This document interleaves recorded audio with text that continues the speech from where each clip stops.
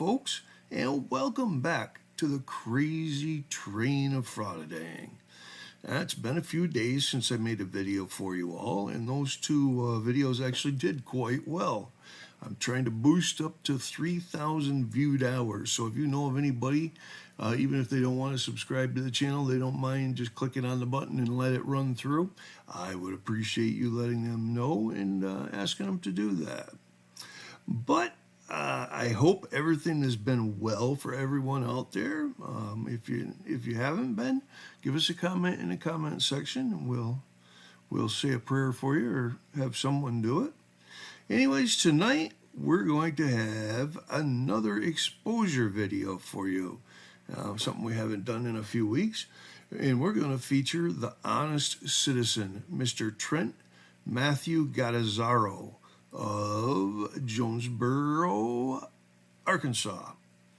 Now, this 41-year-old frauditard has been breaking the law since at least 2002 when he was 20 years old. And that right there will tell you why he does what he does. So go on out into your kitchen or your pantry, get yourself a bag of popcorn, pop it up and put some butter on it. I like a little salt myself, but and then sit back and relax for the ride, because we're about to board the crazy train of fraudadang.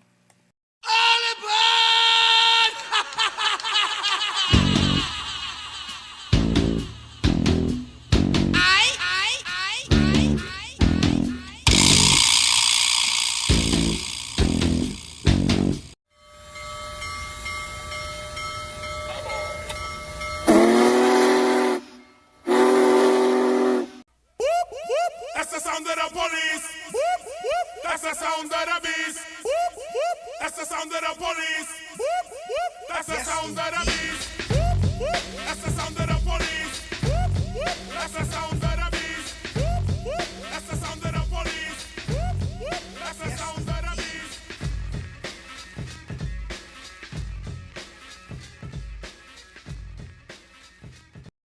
All right, ladies and gentlemen, let's talk about the honest citizen, Trent, who hails from Jonesboro, Arkansas. He has some serious mental health issues. If you go and watch some of his videos, you'll figure that out very quickly. He likes to harass and agitate the police in his area, and he films it, but I don't believe he makes very much money at it, as he doesn't have a whole lot of subscribers on YouTube, nor does he make videos very often. So this just must be a thing he does every once in a great while.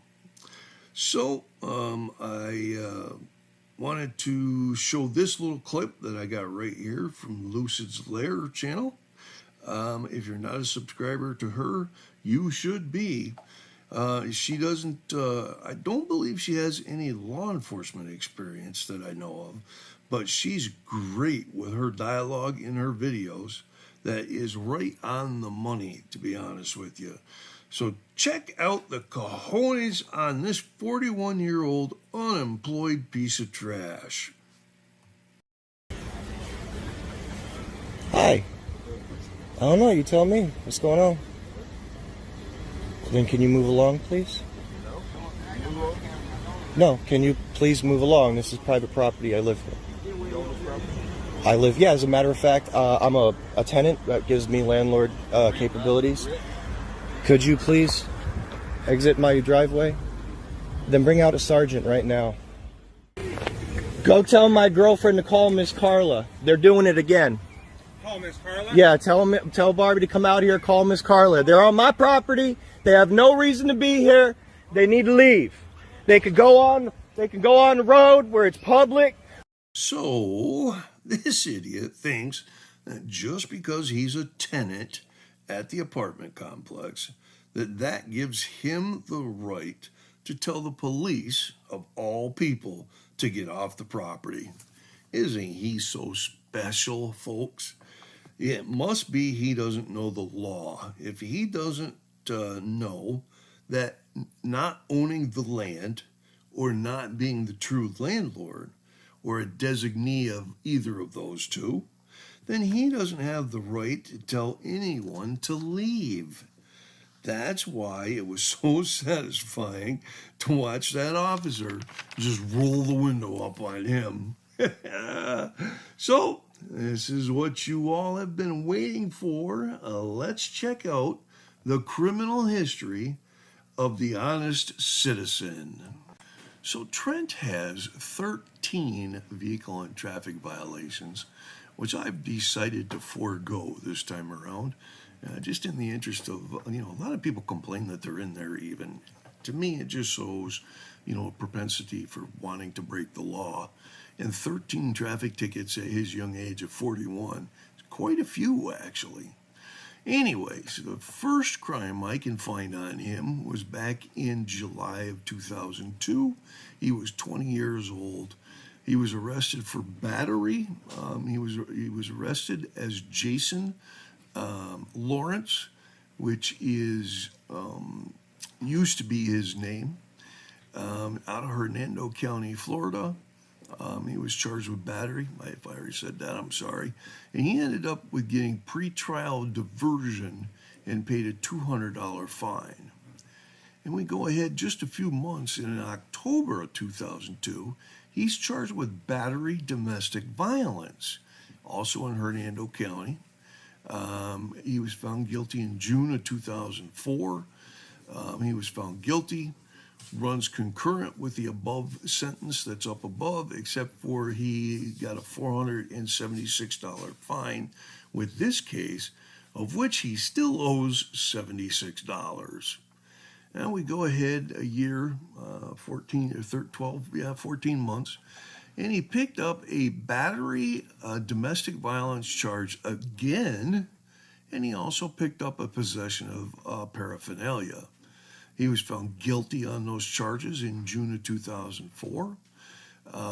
He was given 1 year probation. It was suspended for 6 months. He was given 6 months jail with credit for 41 days that he had already done.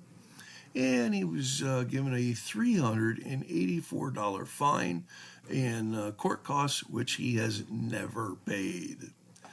And we skip ahead a few months, 6 months. April of 2004, he picked up a trespassing charge in Hernando County. He was found guilty on June 1st of 2004.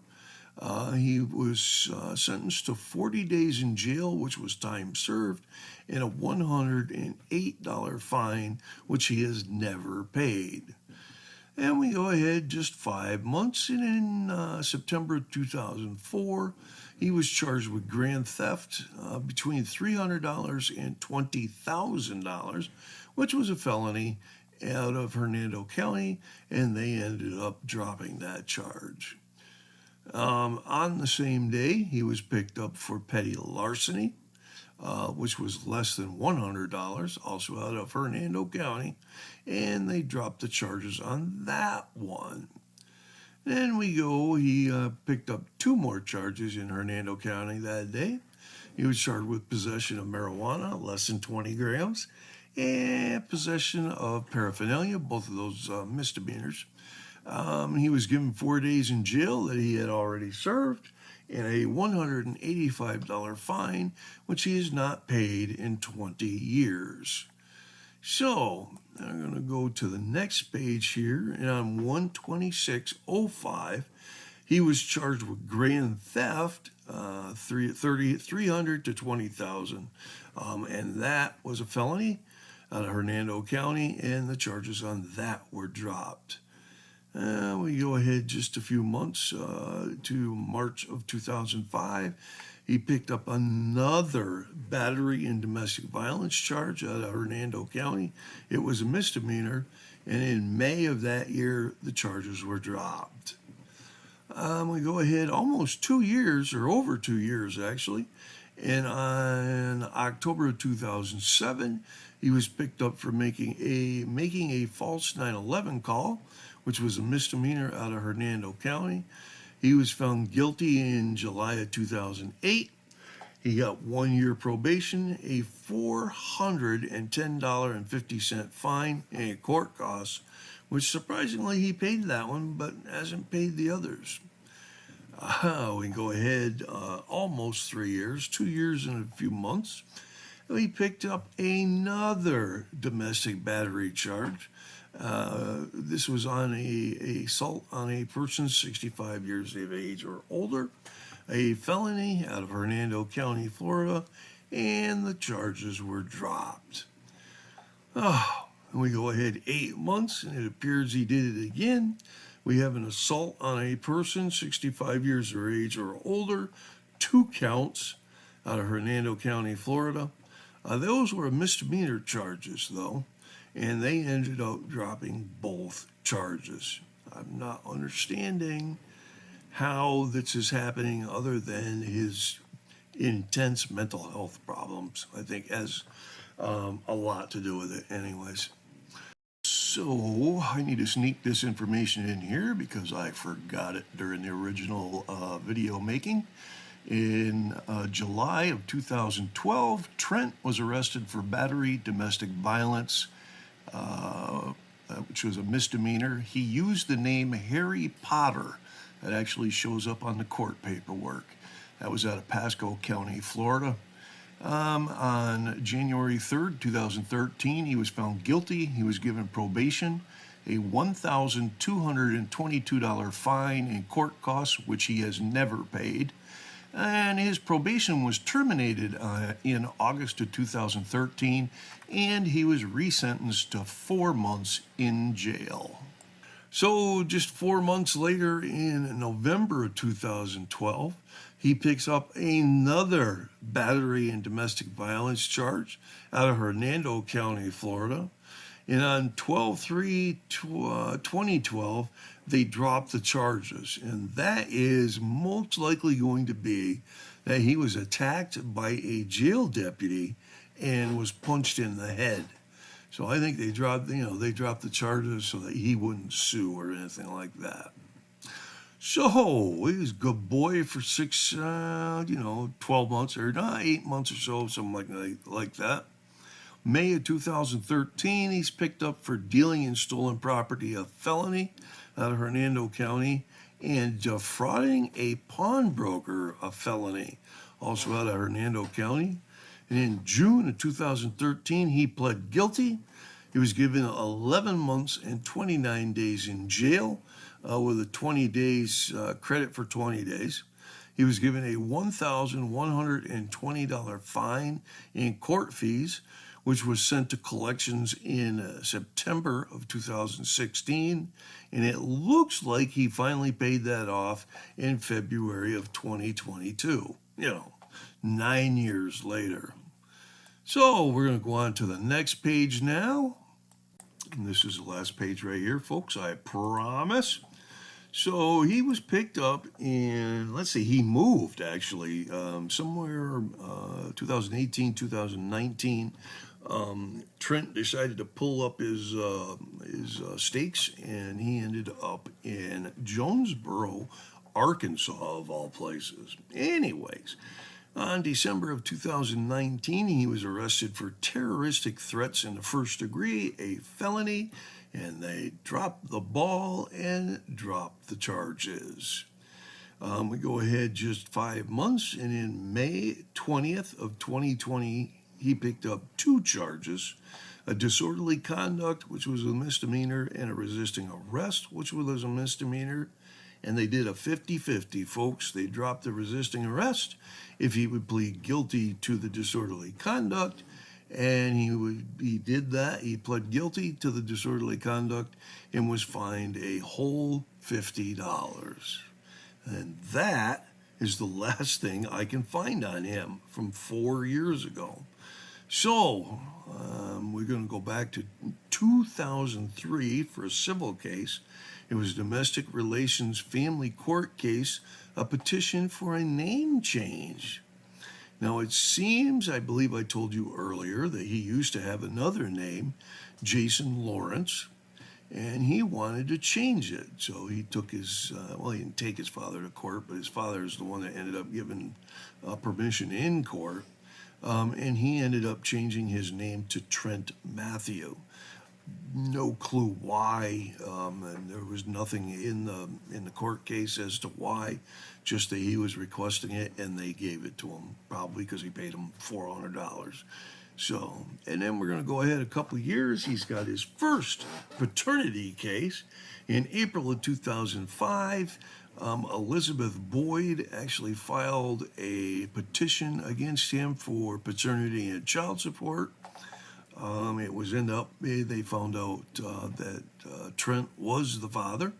And on August 31st of 2009, they banged him hard for delinquent child support to Elizabeth Boyd for $2,380. Now, in April of 2006, there was a dissolution of marriage. Christine Gattazzaro sued Trent for divorce, and that was granted. Then in August of 2008, there was a judgment against Trent for $378.50, which was the remaining that he owed for the fine on the making the false 911 call. I can't find out if he actually ended up paying it or not. I wouldn't imagine. I mean, there's others that he still hasn't paid on yet. I mean, not only is he a deadbeat dad, not only is he a deadbeat in life, I mean, he's a deadbeat when it comes to paying his bills too. So, and then surprisingly, in December of 2011, Trent ended up getting sued again for paternity. This time it was established against him by the petitioner Christina Sawyer, who was, if you look down at a couple lines there, 2006, that's his ex-wife. So anyways, I guess he was trying to get out of paying child support again, which it angers me that guys do that. So that's all I have for you on this video, folks. Trent appears to maybe have gotten on medication or something around 2013. As you could tell, he had no charges from 2013 to 2019. I did a nationwide search on him of the 4 states that I know he's lived in, and I found nothing on him. Similarly, I haven't found anything for charges on him past 2020. But he did mention in the video I watched on him that, I'm not sure the date of that video, that he had been in the hospital for 2 years. That right there could explain away 2 years of him being good and following the law.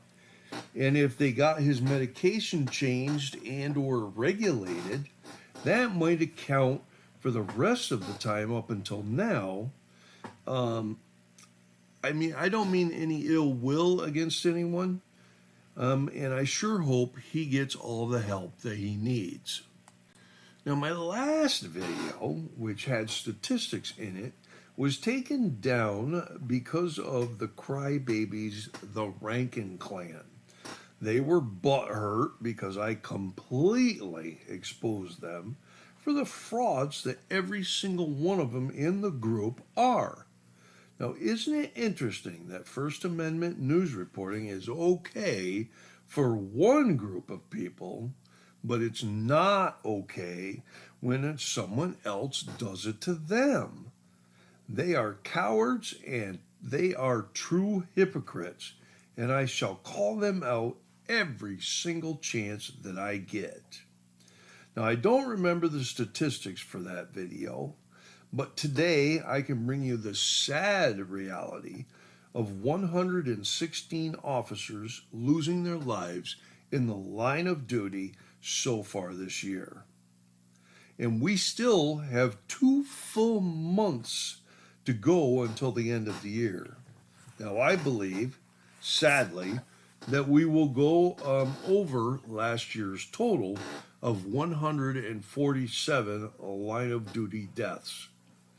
I would like to take a moment to talk about, not thank yet, the bluehelp.org website, where I get the statistics on law enforcement suicides. I wish I could remember the name of the young lady who suggested I start posting about law enforcement suicides. If she would please send me an email so I can remember who she is, and then find out if I can give her public recognition for suggesting I do that. Now, this Blue Health or bluehelp.org keeps statistics on first responders suicides, not just law enforcement.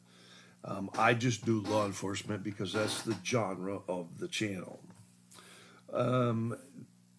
They have training on their website that you can attend to help fellow staff and in general and in crisis. Now, if you're a first responder, please give their website a look over and see if you can help or get some training to help. As of last night, Blue Help was listing 83 suicides so far this year. That's 83 too many, ladies and gentlemen.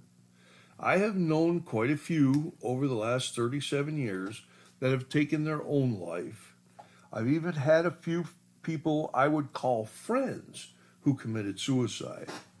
Now, I have no idea what drove these people to eat their own gun, but if I had seen the signs, or if they had called me to talk to me and wanted to talk and wanted help, I would have been there for them, and I would have helped them in any way I could. So please do not take a permanent solution to a temporary problem, because there's a lot of people out there that it's going to affect. And with that, that's all I have for this video, ladies and gentlemen. So until next time, y'all take care now.